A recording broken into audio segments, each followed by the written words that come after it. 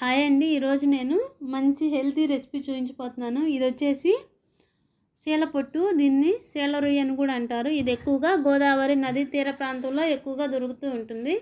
మేము యానం వచ్చి 6 ఇయర్స్ అవుతుంది. అప్పటి నుంచి మాకు ఈ చేప అనేది తెలుసు. ఇవి చూసేవా చాలా చిన్నగా ఉంటాయి అన్నమాట. సీల రొయ్యలు అంటారు. వీటిని తెల్లవారుజామున 4-5 గంటలకు వెళ్ళి పడతారు. వీటిని వాష్ చేయటం కూడా చాలా ఈజీ అన్నమాట. ఇవి చూసారా, వాటర్లో ముంచేసి ఒక 1-2-3 టైమ్స్ క్లీన్ చేసుకోవాలన్నమాట. చూసారు చాలా చిన్నగా ఉన్నాయి అన్నమాట. వీటిని వాటర్లో ఇలా ముంచి ఇలా క్లీన్ చేసుకుని ఇందులో ఏమైనా డస్ట్ ఏమైనా ఉంటుందా, డస్ట్ ఏమంటే ఆకులు కానీ అలాంటివి ఏమైనా ఉంటే తీసేసుకోవాలన్నమాట. ఇదిగో నాకైతే ఒక చిన్న రొయ్య అయితే కనిపించింది. ఆ రొయ్యను కూడా తీసేసాను, పక్కన పెట్టేసి ఇందులో ఇంకేమి లేదండి. వీటిని ఇంకా ఇలా తీసేసి అందులో ఉన్న వాటర్ మొత్తం ఇలా పిండేసుకోవాలి.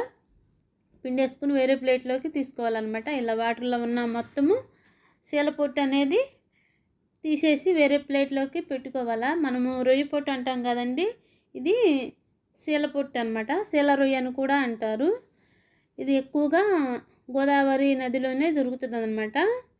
అది సమ్మర్లోనే మనకి అందుబాటులో ఉంటుంది. దీన్ని మొత్తం నేను క్లీన్ చేసుకున్నానండి. క్లీన్ చేసుకుని మొత్తం ఒక ప్లేట్లో పెట్టేసుకున్నాను. మొత్తము ఒక ప్లేట్లో పెట్టేసుకున్నాను. ఇప్పుడు దీంట్లో కావాల్సిన ఇంగ్రీడియంట్స్ వచ్చేసి ఆనియన్స్ తీసుకున్నాను. ఆనియన్స్ని ఒక 2-3-4 ఆనియన్స్ అలా తీసుకుని ఇలా కట్ చేసుకోవాలండి. మరి చిన్నగా కానీ మరి పెద్దగా కాకుండా మీడియం సైజులో కట్ చేసుకున్నా పర్వాలేదు. తర్వాత మామిడికాయ తీసుకోవాలండి. దీనికి వచ్చేసి మెయిన్ ఇంగ్రీడియంట్ మామిడికాయ అనమాట. మామిడికాయ లేకపోతే చింతకాయనే యాడ్ చేసుకోవచ్చు. చింతకాయ కానీ మామిడికాయ కానీ ఈ రెండిట్లో ఏదో ఒకటి యాడ్ చేసుకుని ఈ కర్రీ అనేది చేసుకోవాలి. లేకపోతే పులుపు లేకపోతే ఈ కర్రీ అనేది టేస్ట్ ఉండదండి. కంపల్సరీగా చింతకాయ కానీ మామిడికాయ కానీ తీసుకోవాలి. పులుపే దీనికి మెయిన్ ఇంగ్రీడియంట్ అనమాట. ఇదిగో మామిడికాయ నేనైతే కట్ చేసేసుకున్నాను. ఇలా మరీ చిన్నగా కాకుండా మరీ పెద్దగా కాకుండా ఒక మీడియం సైజులో ఈ పీసులు అనేది కట్ చేసుకున్నాను. అండ్ నెక్స్ట్ వచ్చేసి పచ్చిమిర్చి ఒక 3 పచ్చిమిర్చి తీసుకుని ఇలా కట్ చేసుకున్నానండి. ఇప్పుడు ఈ ఇంగ్రీడియంట్స్ అనేవి నేను పక్కన పెట్టుకున్న సీల పొట్టు అనేది ఒక గిన్నెలోకి టర్న్ చేసుకోవాలన్నమాట. మొత్తము సీల పొట్టు గిన్నెలోకి మనం ఏదైతే కర్రీ చేయబోతున్నామో అందులోనికి దీన్ని టర్న్ చేసుకుని మొత్తము ఆ గిన్నెలోకి వేసేసుకోవాలన్నమాట. చూసారా, ఇది చూడటానికి అసలు రొయ్యలాగే లేదనమాట. అంత చిన్నగా ఉంది, చాలా చిన్నగా ఉందండి. ఇది ఇందులో మామిడికాయ ముక్కలు యాడ్ చేశాను. నెక్స్ట్ వచ్చేసి పచ్చిమిర్చి యాడ్ చేశాను. ఆనియన్స్ కూడా యాడ్ చేసుకోవాలి. యాడ్ చేసుకున్న తర్వాత ఇప్పుడు వచ్చేసి ఇందులో నేను ధనియా పౌడర్ యాడ్ చేస్తున్నానండి. తర్వాత వచ్చేసి సాల్ట్ యాడ్ చేసేసాను. నెక్స్ట్ వచ్చేసి జీలకర్ర పౌడరు యాడ్ చేసాను. నెక్స్ట్ వచ్చేసి ఒక 2 స్పూన్స్ మిర్చి పౌడర్ యాడ్ చేశానండి. పర్ఫెక్ట్గా సరిపోతుంది కారము. ఇందులోకి ఒక 2-3 ఇలా కలుపుకోవాలన్నమాట. ఎక్కువ గట్టిగా ప్రెస్ చేయకుండా మసాలాలన్నీ అదే మిర్చి పౌడర్, ధనియా, జీలకర్ర ఇవన్నీ అందులో దానికి పట్టేలా కలుపుకోవాలా. పసుపు కూడా యాడ్ చేసుకున్నాను. ఇవన్నీ వాటికి పట్టేలా మనం కలుపుకోవాలన్నమాట. గట్టిగా కలుపుకోకుండా ఇలా పైన ఇలా కలుపుతూ ఉండాలన్నమాట. అది గట్టిగా కలిపితే ఏంటంటే చిన్న చిన్న రొయ్యలు కదా, అవి స్మాష్ అయ్యే అవకాశం ఉంటుంది.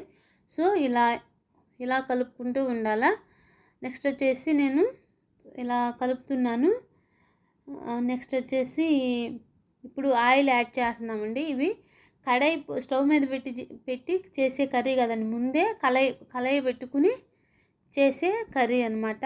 ఆయిల్ కూడా నేను యాడ్ చేసేసానండి. ఆయిల్ కూడా కొంచెం నేను నాన్ వెజ్ ఐటమ్స్లో ఆయిల్ ఇవి మిర్చి పౌడర్ ఇవన్నీ ఎక్కువ యాడ్ చేస్తూ ఉంటాను. సో ఆయిల్ కూడా నేను ఆల్మోస్ట్ యాడ్ చేసేసాను. ఆయిల్ యాడ్ చేసినాక ఇవి మొత్తము ఆ మసాలాలు ఇవి మొక్కలన్నీ కలిసేలాగా ఇలా కలిపెట్టుకోవాలండి. కలపెట్టుకున్న తర్వాత ఇప్పుడు దీన్ని ప్రిపేర్ చేయాలనేది చూద్దాము. ఇవి ఆల్మోస్ట్ మొత్తం కలిపేసానండి. ఇది ఒక పొయ్యి మీద పెట్టేసాము. స్టవ్ మీద పెట్టినాక కర్రీ అనేది ఇలా రెడీ అవుతుందండి. మధ్య మధ్యలో గంటితో తిప్పుకుంటూ ఉండాలా. చూడండి, మామిడికాయ ముక్కలు కూడా ఆల్మోస్ట్ మగ్గిపోయినాయండి.